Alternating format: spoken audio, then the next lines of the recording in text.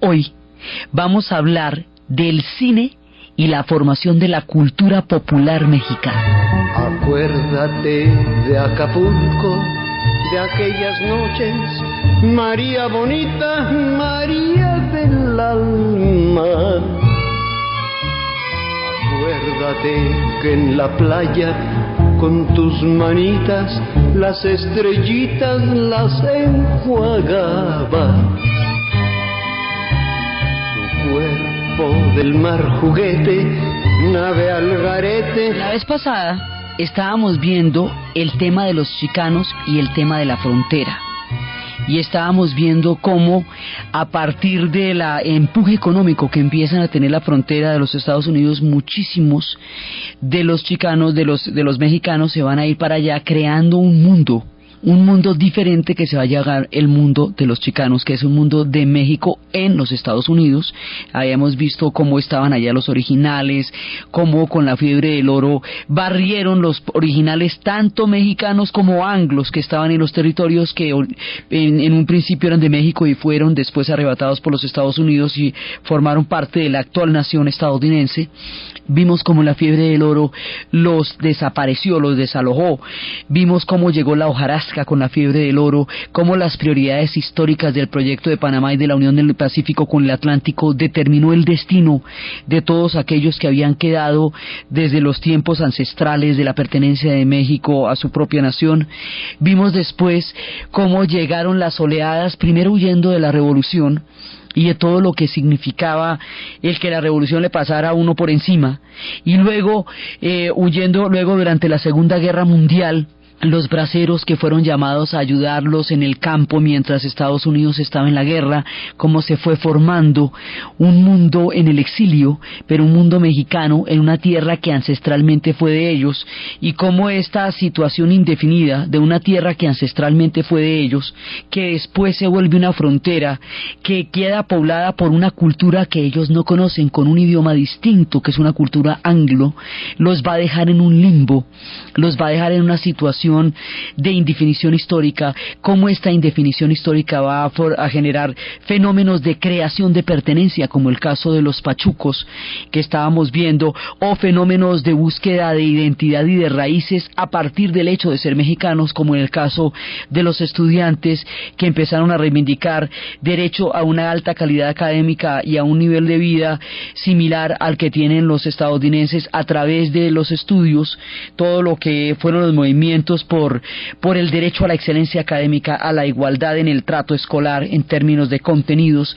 Habíamos visto esas múltiples tendencias, habíamos visto el mambo, habíamos visto toda esta cultura que se va generando, esta cultura de la frontera, y habíamos visto que el hecho de que los Estados Unidos le haya quitado ese territorio a México y ahí se haya formado un asentamiento tan grande y hoy por hoy de tanta importancia, creó una relación de siameses entre los Estados Unidos y los mexicanos, que va a hacer que estos pueblos no se puedan separar los unos de otros porque están orgánicamente unidos. Por eso el lazo histórico, y cómo la suerte del uno y del otro van a estar perfectamente interdependientes, y cómo esta relación va a virar y va a tener vaivenes de amores y de odios, de tiempos difíciles y de tiempos de alianzas estratégicas a lo largo de su historia y todavía en lo que falta, porque digamos hoy por hoy el fenómeno es muy grande en términos de número. Los mexicanos son casi 100 millones y en la parte de Estados Unidos hay 11 millones de mexicanos, o sea, esto es una población muy grande. Entonces, dentro de las historias que viven los chicanos en los Estados Unidos, también hay los que se alcanzaron a afianzar, los que llegaron a Los Ángeles, trabajaron, crearon asentamientos, tienen una comunidad, lograron, digamos, atravesar todo el tiempo del hueco, de la frontera, de la línea que estábamos hablando la vez pasada, y llegan a un punto en que crean una vida.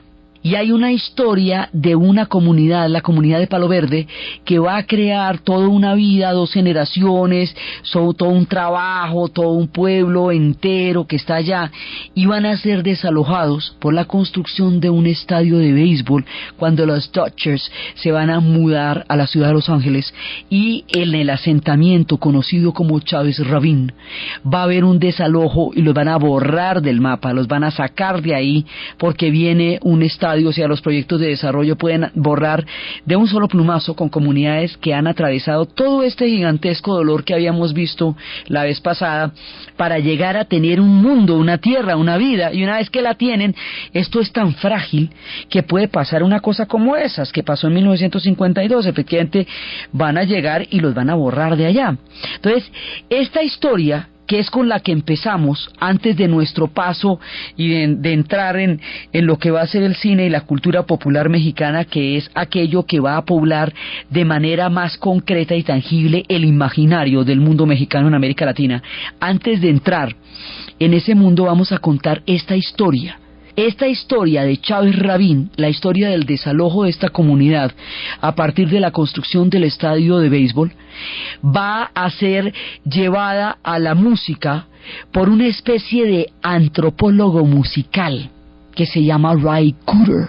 Ry Cooder es ese tipo que se fue a La Habana y allá, en los lugares más recónditos de La Habana, perdidos en el mar del olvido de la historia, ya viejos y desengañados, sacó del papel borroso del tiempo que se va a las grandes glorias del son cubano. Él es el artífice del fenómeno del Buenavista Social Club.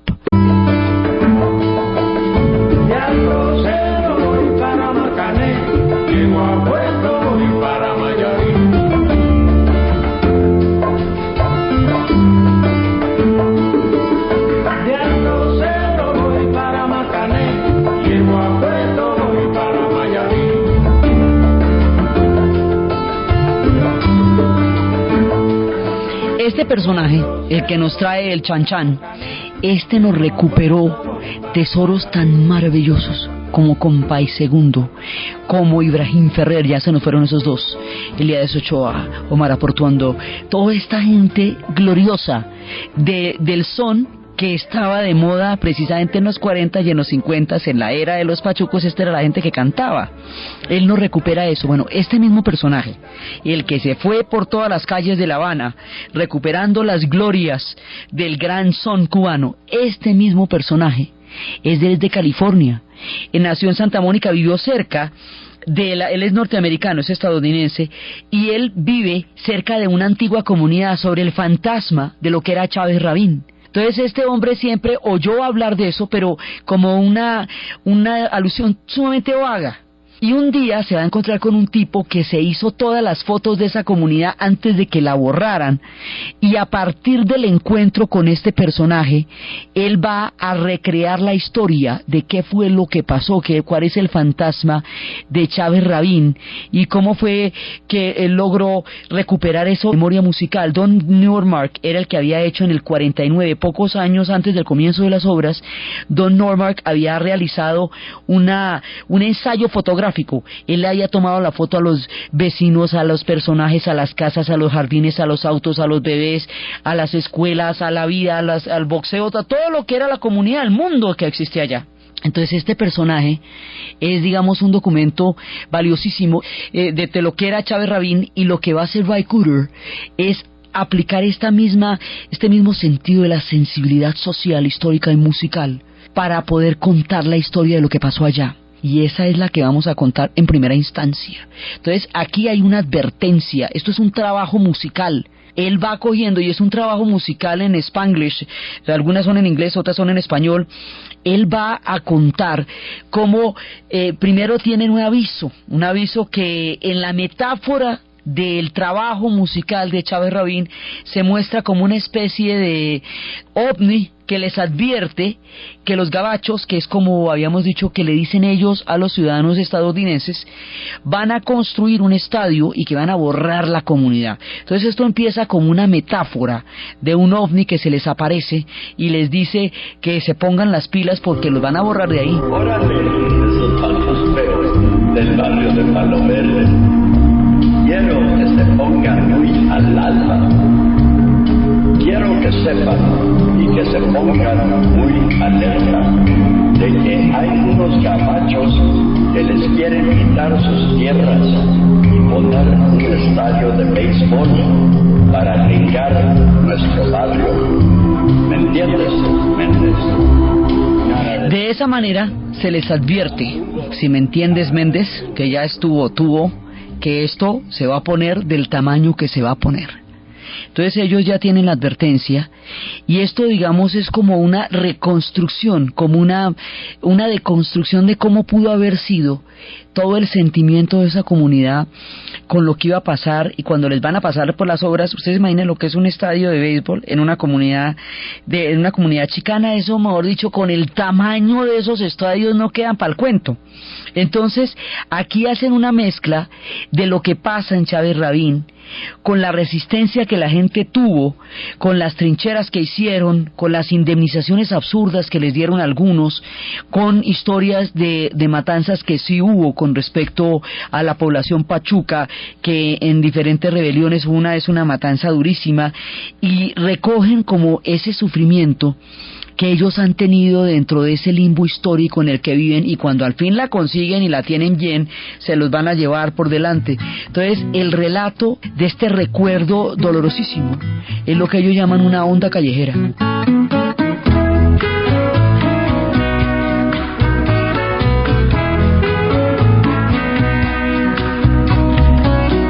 Era la medianoche, bueno, oímos a scream. Se requiere 100 taxis en el armería de Chávez Rabín. Un montón de soldados. Y sin embargo lo hicieron, y se los llevaron, y efectivamente sacaron la comunidad, a las buenas, a las malas y a las peor. O sea, al que se dejó indemnizar, el que se dejó robar, al que le pasaron por encima, todo, hasta que se la llevaron y arrasaron esta comunidad, y la gente quedó donde se quedan estos casos, en ninguna parte. Con algún trabajo, y con suerte quedaron algunos trabajando como parqueadores de carros en el estadio cuando lo construyeron de noche. Eran los que parqueaban los carros y los cuidaban, porque qué más, y esa era su tierra y era su casa. Son historias muy duras de ellos. Entonces ellos recuerdan, antes de que pasara el gran desalojo, antes de que entraran las máquinas, antes de que entraran las obras, antes de que se acabara lo que fue su vida, en un segundo robo, porque esa tierra, pues bueno, esa tierra ya era de ellos antes, ya pasamos por el temita de la guerra, y ahora se asientan ahí, y en cambio también se los llevan. Entonces, ¿qué era lo que había antes? Pues un pueblo, una vida, una comunidad, mi barrio, como le decían ellos.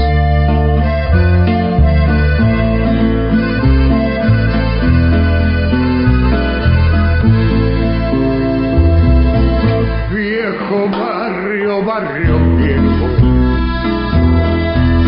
solo en lugares parejos, donde un día hubo casa, donde vivió nuestra raza. Este que estamos escuchando, esta canción, se llama Lalo Guerrero, uno de los grandes cantantes chicanos. Murió a los 90 años, poquito antes de que este disco y este trabajo musical saliera a las calles, y es la memoria histórica y musical de lo que pasó en Chávez Rabín, y es también como esos personajes que sacó de La Habana Ray Cooder, a este también lo va a sacar del recuerdo para hacer posible en el presente la historia de la comunidad de Chávez Rabín, porque es la historia de mucha gente también.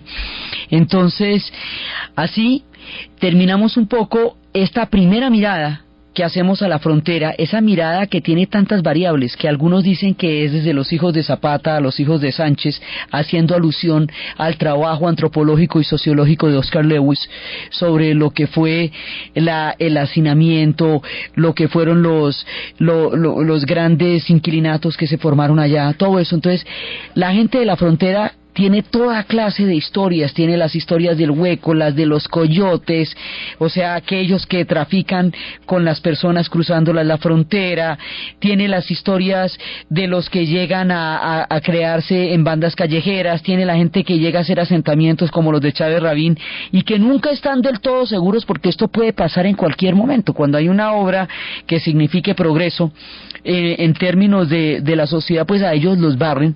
O sea, la fragilidad de su condición condición siempre es una condición precaria, siempre la migra está presente en cualquier momento, siempre es la incertidumbre que va desde Chávez Rabín hasta Babel, que después veremos en su momento en nuestra historia del cine, como nunca la tienen ganada, porque ahí los pueden sacar en cualquier momento, en cualquiera de las circunstancias, y por eso en las historias de frontera nos habíamos metido con el relato de Ray Cooder y con la historia de Chávez Rabín.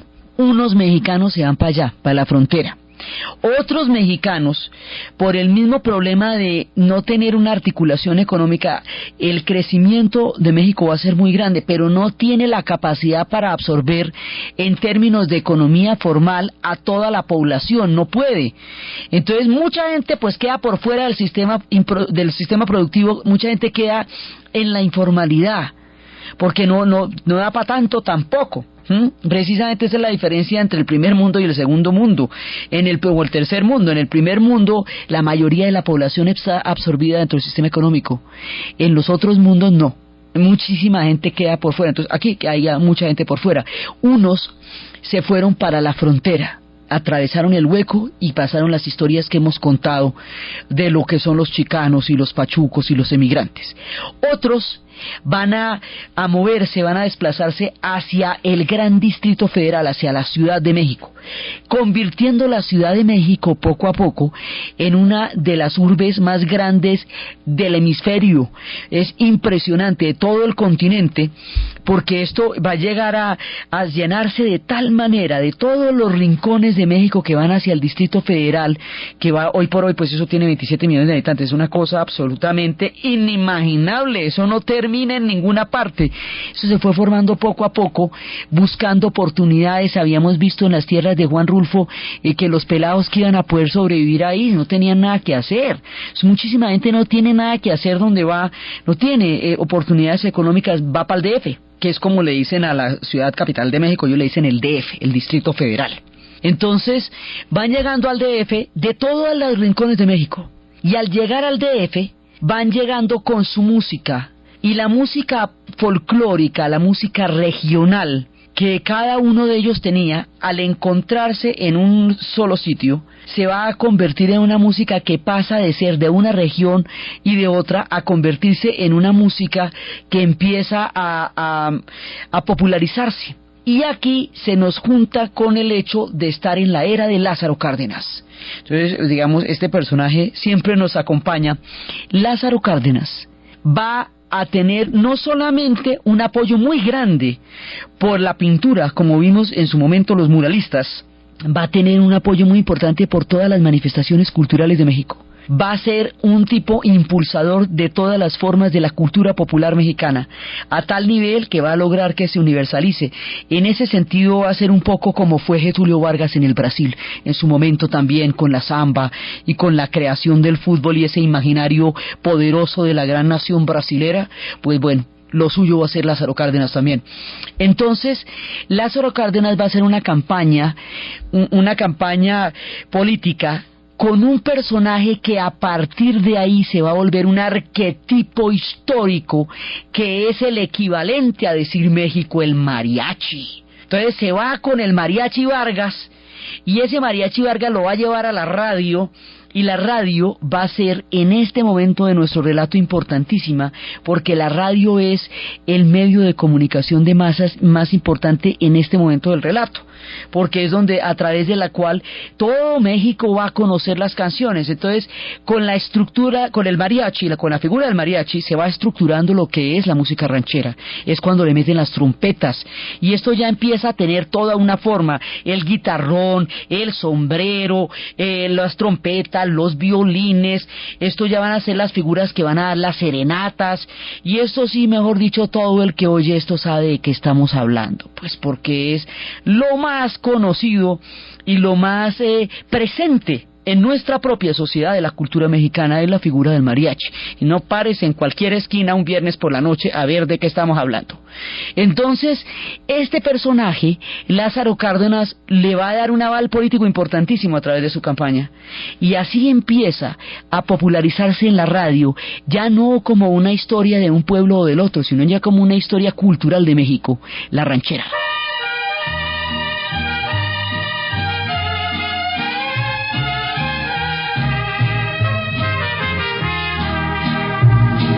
ojos está brotando llanto. A mis años estoy enamorado. Y ahí empiezan a aparecer los grandes, porque ahí va a aparecer Luis Aguilar, Antonio Aguilar, que en paz descanse recientemente, Jorge Negrete, Pedro Infante, Miguel Aceves Mejía. Bueno, de ahí para adelante empieza una constelación de lo que se va a llamar el Star System, o sea, el sistema de superestrellas de los mexicanos que van a ser los cantantes de las rancheras. Entonces, por un lado, está todo este apoyo y toda esta parte de las rancheras. Aquí empezamos a formar el México urbano. México va pasando de ser una sociedad rural a ser una sociedad urbana, pues muchísima gente está llegando al DF. La radio le va a dar toda un empuje a esa dinámica de la cultura, que significa que la música mexicana se popularice en tanto dentro de su propia sociedad, y esto va a hacer, digamos, que todo el mundo asimile estos arquetipos como las representaciones más importantes de su corazón y de sus sentimientos a través de las rancheras, y de ahí para adelante eso es un universo de nunca acabar. Paralelamente, mientras la ranchera se toma la escena radial, mientras empieza a abrirse este mundo de las superestrellas de la música mexicana, aparece un monstruo de la canción, un compositor impresionante que va a ser un fenómeno en la radio. El hombre va a convertir la radio en algo que la gente va a sentir cerquitica, como que si le susurrara al oído. Y es que así hacía, era que le susurraba al oído, era la misma sensación como si estuviera ahí presente con ellos. Entonces va a surgir grandiosa y magistral la figura de Agustín Lara. Humo en los ojos cuando te fuiste, cuando dijiste muerta de angustia ya volveré. Humo en los ojos cuando volviste. Agustín Lara, que va a incorporar a México el gran mundo del bolero, porque ese sí es un mundo que recorre el continente, es un mundo que tiene que ver con los cubanos, con todo el mundo. Dentro del gran mundo del bolero, Agustín Lara lo lleva a la radio con su voz. Agustín Lara, con su genio de composición, era un personaje de esta clase media pauperizada que empieza, digamos, a perder recursos. Tuvo que trabajar desde muy niño para ayudar a la casa, y su familia arrendaba habitaciones para poder completarlo del mes. Y uno de esos inquilinos que arrendó una habitación, cuando vio el prodigio de este hombre con el piano, se lo llevó a escondidas a tocar por las noches en los burdeles como desde los 13 años. Este personaje va a tocar el piano en los burdeles. En una ocasión le pegaron un botellazo que le dejó una cicatriz que le atravesaba toda la cara, de la cual se sentía orgulloso. Era una mujer en una riña por allá. En todas esas historias de noches y de burdeles, él nunca dijo quién ni puso cargos, pero ahí la llevaba. Entonces este personaje va a tener una vida turbulenta, así mejor dicho, de acción, suspenso, intriga, y va a tener un romance muy sonado con la diva por excelencia del cine mexicano, María Félix, la doña, sí, que va a dar de qué hablar. Mejor dicho, la idea de los escándalos amorosos en la farándula no es de estas épocas, es desde los tiempos de Agustín Lara y María Félix, de Ingrid Bergman y Roberto Rossellini, de Wally Simpson y el rey de Inglaterra. O sea, escándalos amorosos de famosos, toda la vida ha habido, y esto era de lo más, la lora que alcanzaron a dar estos dos fue absolutamente impresionante. Entonces, Agustín Lara va a ser un fenómeno radial y musical impresionante, y sus intérpretes van a popularizar también con una gran genialidad la música de Agustín Lara. Entonces, este personaje que nos los cuentan a mí en novelados, también hay un libro de Pilar Tafur y Daniel Samper Pisano que cuenta fabulada y novelada la historia de Agustín Lara, y este es un personaje pues impresionante, y es el de Acapulco y todo eso. Él tiene intérpretes, y los intérpretes de la música de Agustín Lara son de un tamaño, son del tamaño de Toña la Negra.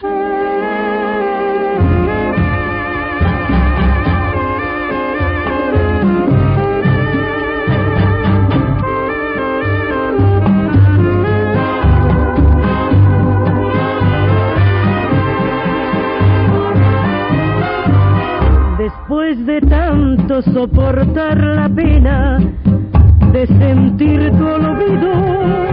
Y del tamaño, no solamente de Toña la Negra, sino del tenor de las Américas, ni más ni menos que Pedro Vargas. Perdón, si es que te falta. Perdón,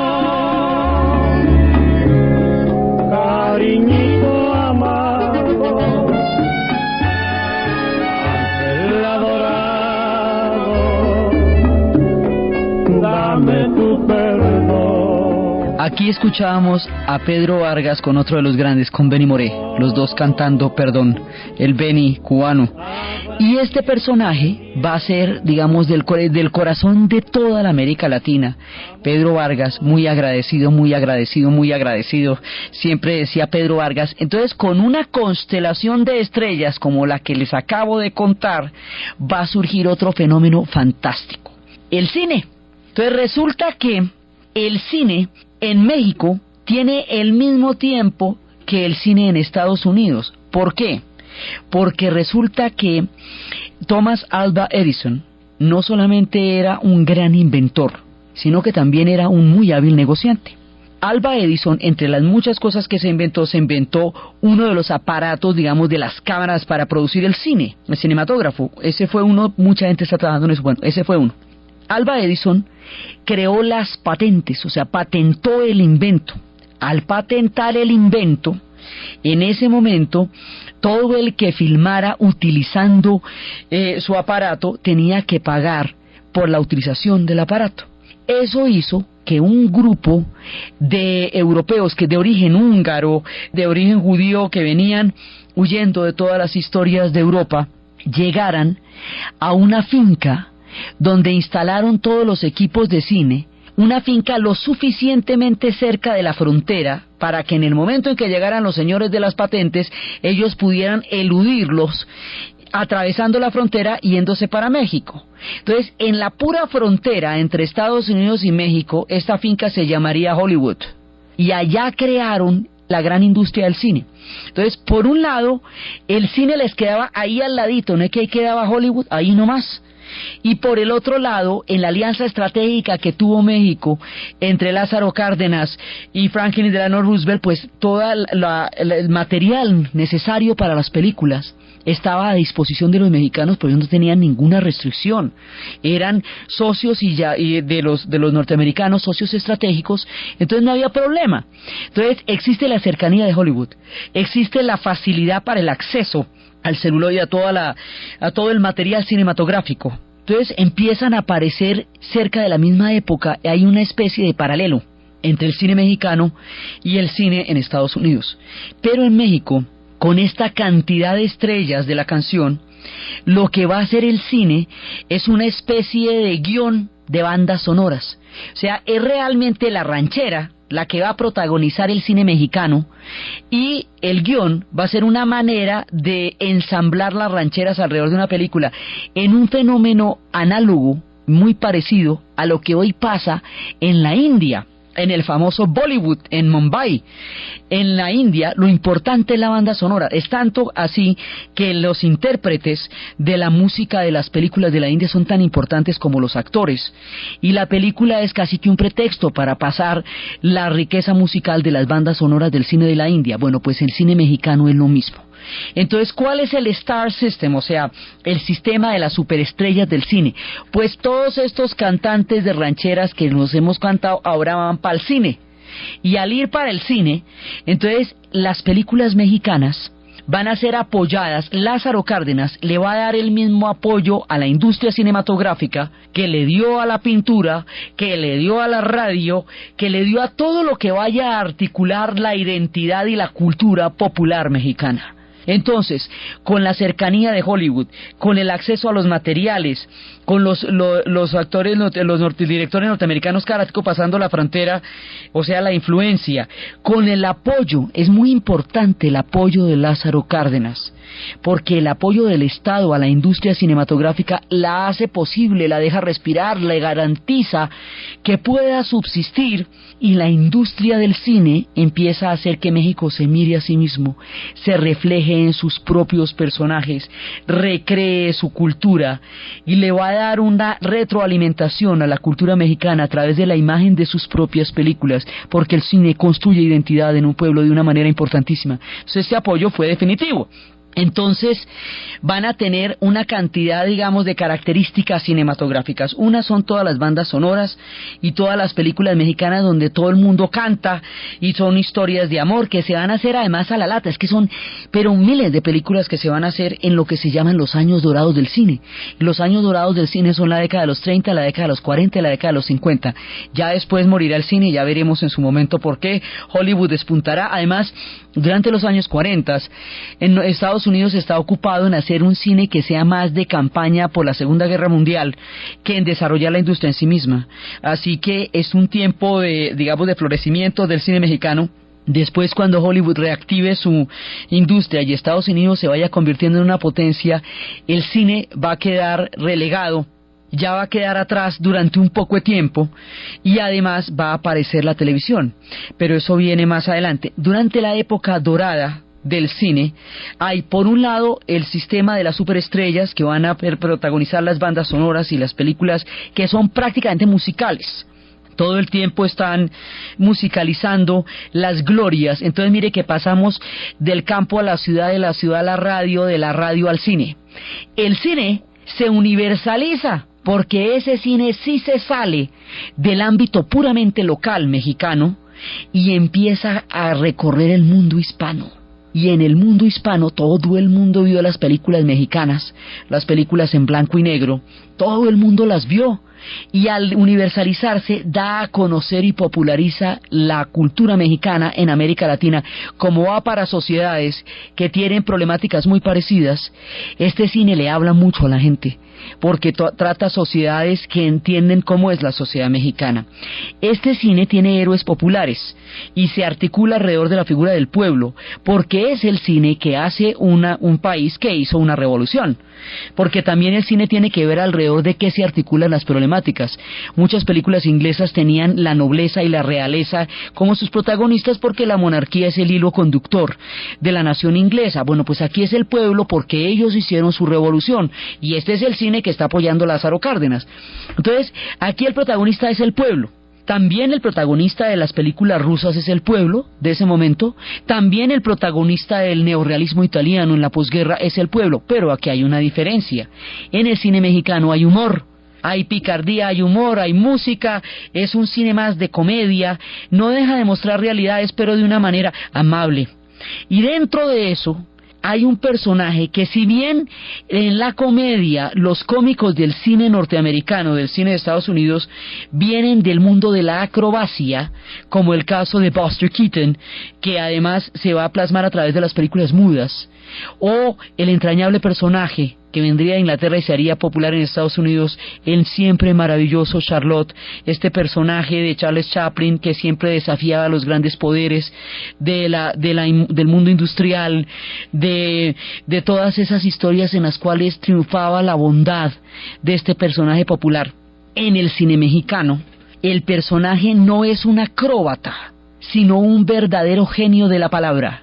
Del espectáculo de carpa que era un espectáculo de cómicos que iban de un lugar al otro en carpas, viene un personaje que es tan importante en la historia mexicana, tan heroico y tan fundamental como puede serlo Benito Juárez, como puede serlo Morelos, como puede serlo Zapata, como puede ser Villa, como puede ser el mismo Lázaro Cárdenas, porque los héroes no son solamente aquellos que hicieron estas grandes proezas políticas, sino este personaje que es un héroe como si tal, Mario Moreno Cantinflas. Cantinflas va a crear un estilo en el cine tan importante que se va a volver una categoría en América Latina.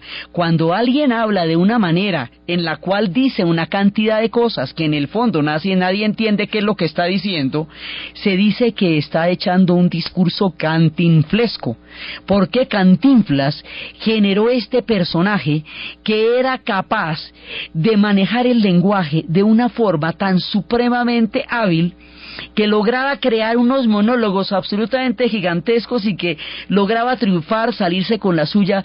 Tenía la astucia de esos personajes populares que van a sobrevivir y que siempre salen avanti a punta de ingenio. Él representa el México roto. Él representa a estos pobres que no están articulados en el sistema formal de la sociedad mexicana. Siempre hace personajes pobres. Ahí está el detalle, es este personaje de la cocina, ahí está el detalle, además es el punto de quiebre donde empieza realmente a crearse el personaje de Cantinflas. Él va a ser el cartero, él va a ser el profe, él va a ser un montón de personajes populares que siempre están reivindicando, personajes nobles, digamos, de alma buena, que van reivindicando el derecho de los pobres a triunfar en la sociedad. Y este cine va a ser adorado, no solamente por los mexicanos, sino por toda América Latina. Este personaje es de primera línea y nunca se puede contar una historia de la nación mexicana sin rendirle el debido homenaje a Cantinflas. Entonces, Cantinflas va a representar este personaje en el cine con una originalidad. Él va a ser el más grande de todos, pero también en esa época van a aparecer personajes como Virito y Capulina, Tintán, que estábamos hablando como arquetipo de los pachucos. Van a aparecer muchos personajes de los cuales Cantinflas va a sobrevivir al paso del tiempo. Muchísimas películas hizo Cantinflas. Entonces el cine va creando toda una cultura popular. Por un lado por los cómicos, por el otro lado por los personajes recios, como María Félix, que en una cultura donde la mujer en los cascos urbanos está sometida a tanta sumisión, porque la cosa era complicada, ella retoma los personajes de las mujeres fuertes, altivas, independientes, dinámicas, como fueron un día las mujeres de la soldadesca que acompañaron la revolución. Esta mujer va a ser la doña, y el personaje arquetípico de ella va a estar basado en una novela de Rómulo Gallegos que va a ser ni más ni menos que Doña Bárbara.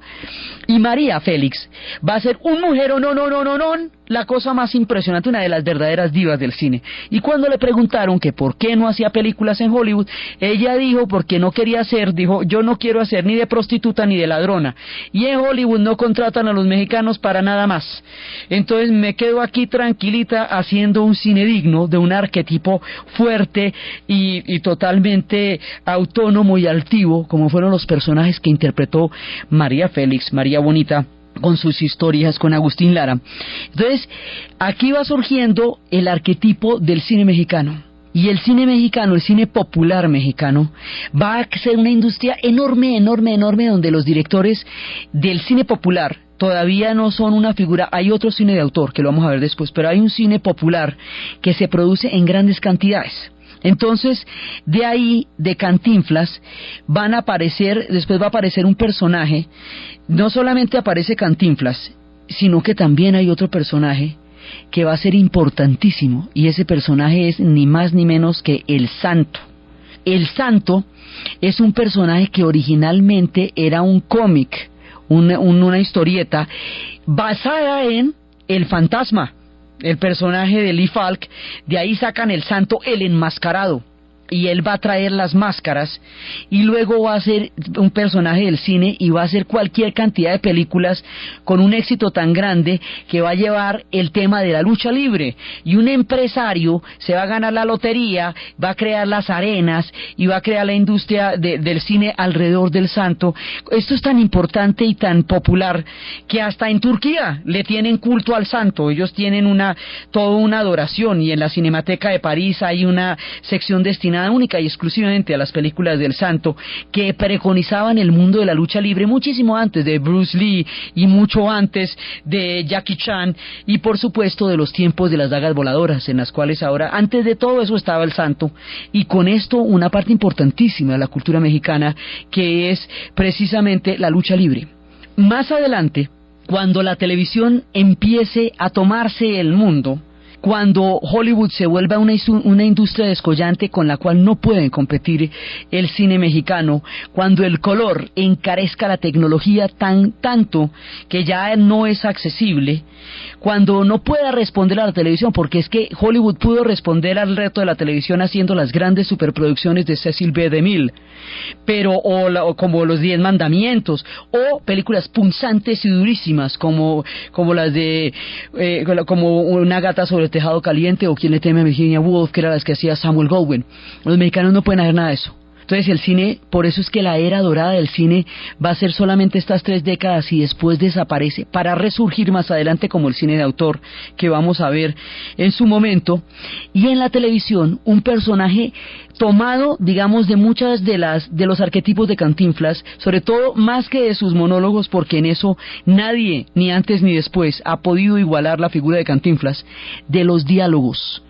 De los diálogos de Cantinflas y de este personaje popular va a surgir otro gran personaje del mundo mexicano, Roberto Gómez Bolaños, que va a ser Chespirito, y él va a traer la vecindad del Chavo del Ocho.